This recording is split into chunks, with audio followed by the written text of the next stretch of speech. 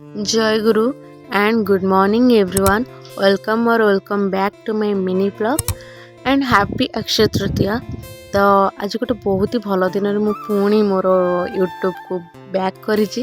ତ ଦେଖାଯାଉ କେତେ ଦିନ କ'ଣ ସବୁ ମୋ ମିନି ବ୍ଲଗ୍ ବା ବ୍ଲଗ୍କୁ କଣ୍ଟିନ୍ୟୁ କରିପାରୁଛି। ତ ଆଜି ମୋର ମର୍ଣ୍ଣିଂ ଷ୍ଟାର୍ଟ ହେଇଥିଲା ଠାକୁର ପୂଜାରୁ। ତ ଦେନ୍ ଠାକୁର ପୂଜା ସରିବା ପରେ ମୁଁ ମୋର ବ୍ରେକଫାଷ୍ଟ ଏଠି କମ୍ପ୍ଲିଟ୍ କରିଥିଲି, ଯେଉଁଟାକି ଥିଲା ବେସନ ଚିଲା। ତ ଯିଏ ମୋର ପ୍ରିଭିୟସ୍ ବ୍ଲଗ୍ ଦେଖିଥିବେ ସେ ଜାଣିଥିବେ ଯେ ବେସନ ଚିଲା ମୋର କେତେ ଫେଭରେଟ୍। ତ ମୁଁ ସେଇଟା ବହୁତ ଦିନ ପରେ ଖାଉଥିଲି, ତ ବହୁତ ବଢ଼ିଆ ଲାଗୁଥିଲା। ଦେନ୍ ମୁଁ ଏଠି ରେଡ଼ି ବାହାରି ପଡ଼ିଥିଲି କଲେଜ। ଆଉ କଲେଜରେ ଆସିକି ପହଞ୍ଚିଲା ପରେ ଦେଖିଲି ସବୁ ୱେଟ୍ କରିଥିଲେ। ଦେନ୍ ଆମେ ମିଶିକି ଚାଲୁ କଲେଜ ଭିତରକୁ। ତ ଦେଖନ୍ତୁ ଆମ କଲେଜ।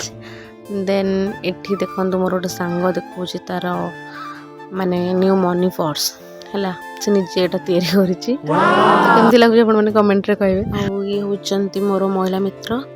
ତ ଆଜି ଆମର କ୍ଲାସ୍ ହେବାର ଥିଲା। ଦେଖନ୍ତୁ କଲେଜରେ କେହି ବି ଗୋଟେ ପିଲା ନାହାନ୍ତି, କେବଳ ଆମରି ଅନର୍ସ ଛୁଆ ହିଁ ଆମେ ବସିଛୁ। ଦେନ୍ କଲେଜରେ ସବୁ କାମ ଫିନିଶ୍ କରିକି ମୁଁ ପଳେଇ ଆସିଥିଲି ଘରକୁ। ତ ଘରେ ଆସିକି ମୁଁ ମୋର ଲଞ୍ଚ କମ୍ପ୍ଲିଟ୍ କଲି।